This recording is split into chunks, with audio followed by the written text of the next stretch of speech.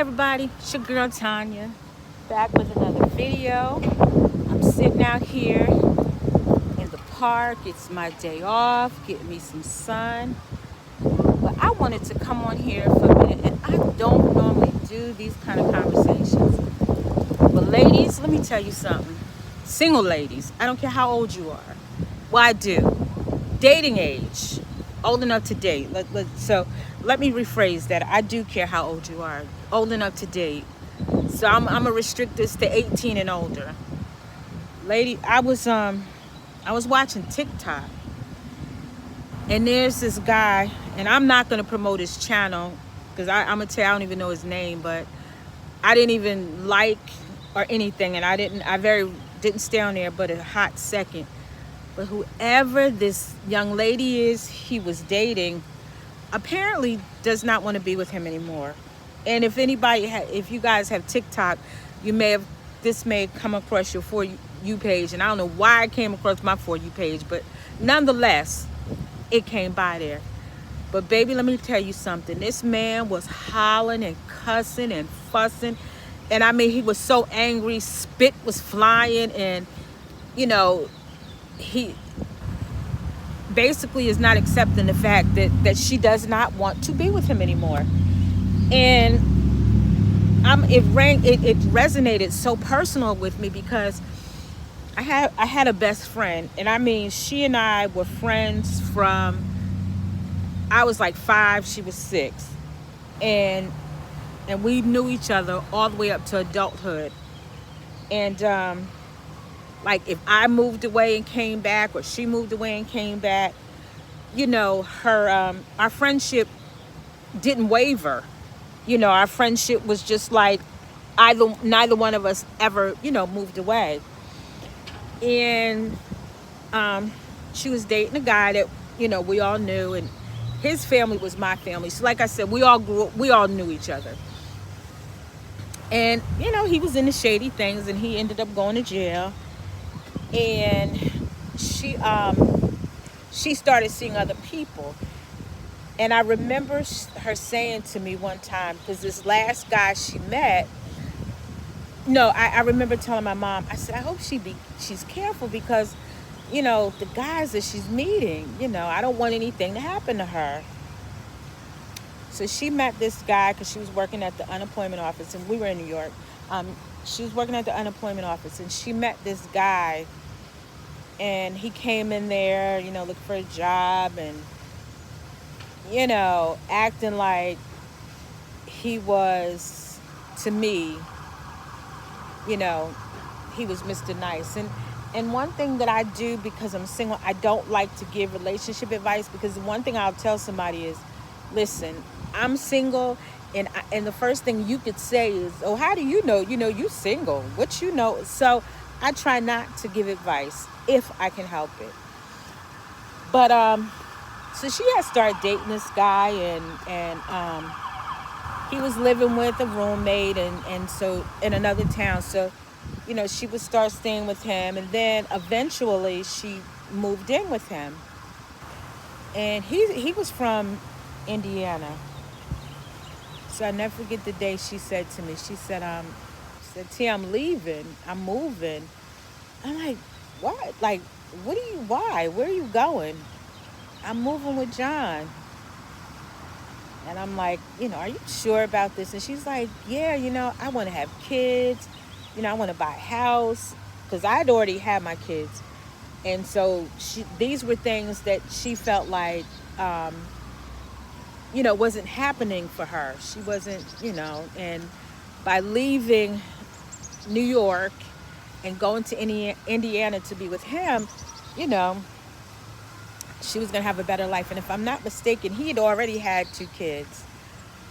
So, she moved and everything. And so I'll never forget, it was July 5th, 96. I want to say 96. July 4th, 1996. She had came to New York to visit. And me, her, and another one of my best friends, we had went out. We went to, my family's bar and everything. And let me just tell you something. When I tell you we had a ball, We had a ball.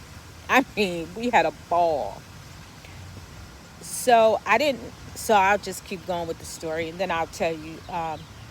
So we the next day, every time she wanted to, we were supposed to get together.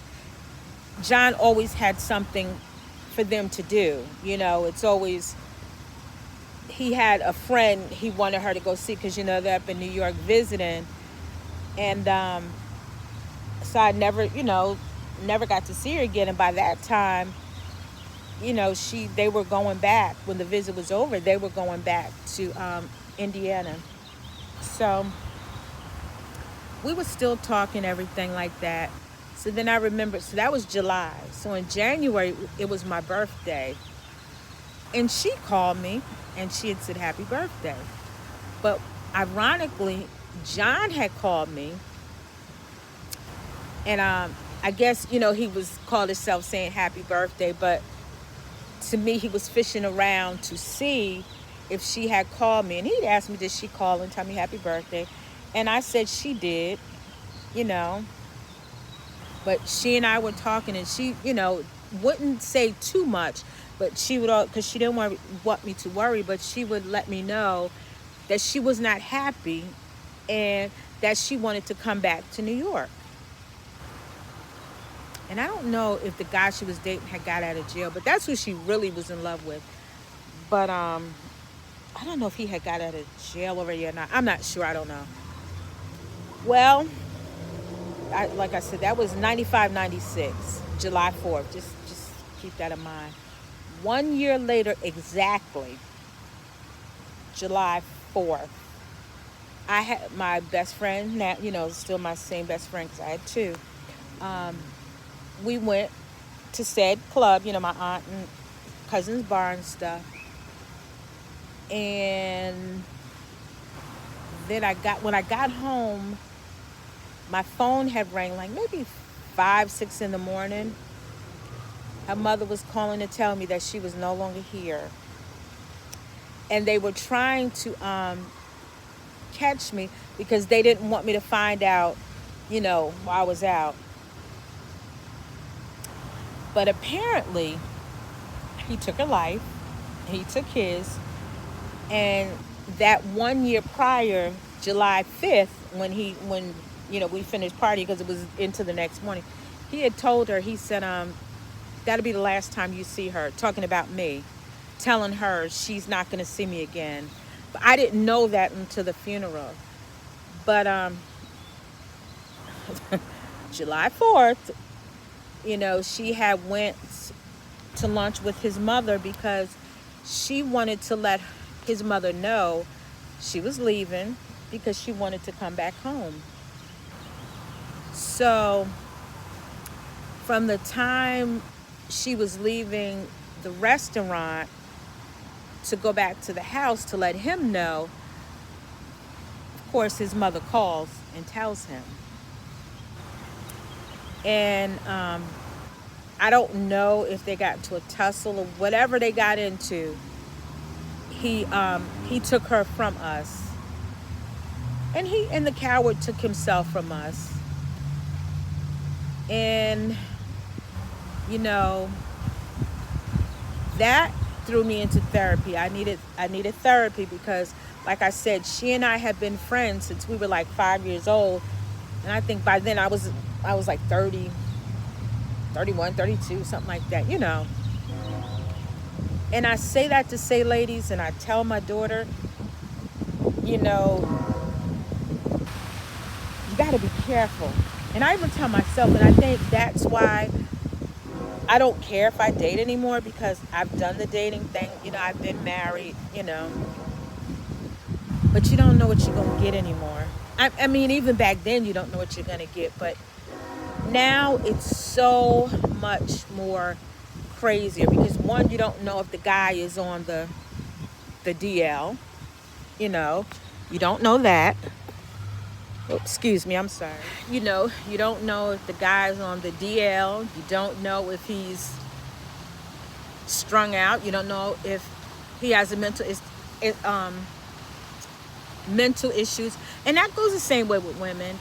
But I'm just talking on the woman's side because, you know, you hear so much of these guys taking these women's lives. And like I said, and this prompted this conversation because when I was watching a glimpse of that TikTok video, and the guy, he was just yelling, and he was just, you know, how the woman hurt him and all this stuff. And he was like, I guess she was saying, you know, she was tired, she needs a break. He didn't want to hear that.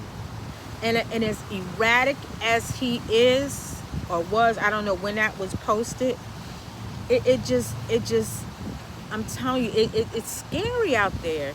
And then what gets me is, and again, I'm not it, because listen, there's some decent men out there, and I know, like, I'm not generalizing, no shade, no tea. I'm just telling you from what I've seen and the experience that my friend went through. But then, you know, you got the men that are married, and you know, they expect you are in a situation, and when you don't want to be bothered with them, it's like they get offended and then they want to start harassing you. Well, sweetie, you got somebody at home, you know. So for me, that's why I say I choose to just date myself. Look, if I want to go out to eat, look, I'm here at the park. Excuse the train in the background. You know, I took myself to lunch today because I happened to be off because I had something to do today.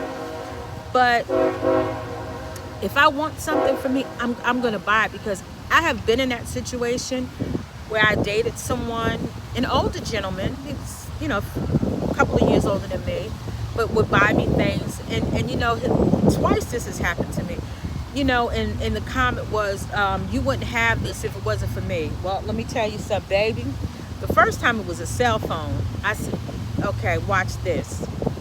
He thought he was doing something. He took his cell phone back. You know what I did? Honey, the same day, back then in New York, we had Radio Shack. And you can go to Radio Shack and get a phone for a penny. That's how many years ago that was. Next thing he knew, I had a phone. Don't play with me like that. Don't do that. And I'm sitting here taking care of my kids and paying my bills and my rent myself. You're not gonna do that to me. So then when I moved here, this guy was like, oh, go get some clothes. You know, you need to dress this way and that way. Okay, you want to buy it, fine. But again, I'm the type, I don't ask for anything. I don't like to take too much, but I did it. Baby, when he told me, you wouldn't be dressing like that if it weren't for me. Nope, that was it for me. That was it for me. And I'm still dressing nice. And yes, except today, you know, I'm casual because I'm off work. But no, don't. And so, again, now for me, I choose to say, nah, it's okay. It's okay. It's okay. Because I just don't trust people anymore. Because we in a crazy, crazy world, and you don't know what you're going to get. And I'm going to tell you, it just validated my feelings, because I'm telling you, that brown man, and it's a brown man on TikTok, when I tell you, I mean, going off and spit flying, and whoever the young lady is, I just hope she's careful, because that thing, he ain't playing with her. And I've seen it happen. I've seen that erratic behavior. And I mean, it had never happened to me, but I've seen it before. You know, someone else I know, someone was like that, talking about, I'm gonna do this, I'm gonna do that, I'm gonna be in a tree. And I'm like, all these single women out here, go find you another one, please. Like when women like busting out the cars and want to fight the other woman, let me tell you something, not me. But I see all that to say. And then, oh, definitely, ladies, watch who you bring around your daughters. Not even just your daughters, but your sons. But, you know, you look at Nazaria Harris. You look at this Kimani. You know, just look at these little babies getting unalive by these grown, nasty men. And I'm going to say it again. There's enough women out here who are single that will put up with your mess. Leave these little girls alone. Leave the little girls alone, because that's all they are. They're little girls. And it's sad. And it's sad. Because I know when my daughter was growing up and she had that bottle-shaped body at 13, 14 years old, and we walking in the store and grown men looking at her, the first thing I holler, she's a teenager, and I don't mind going to jail or calling the cops. That was just me. You got to be careful who you bring around your kids, because not everybody has your child or your best interest at heart. So you got to be real careful. But with that being said, I appreciate you. I hope that you will get something out of this video. And again, ladies,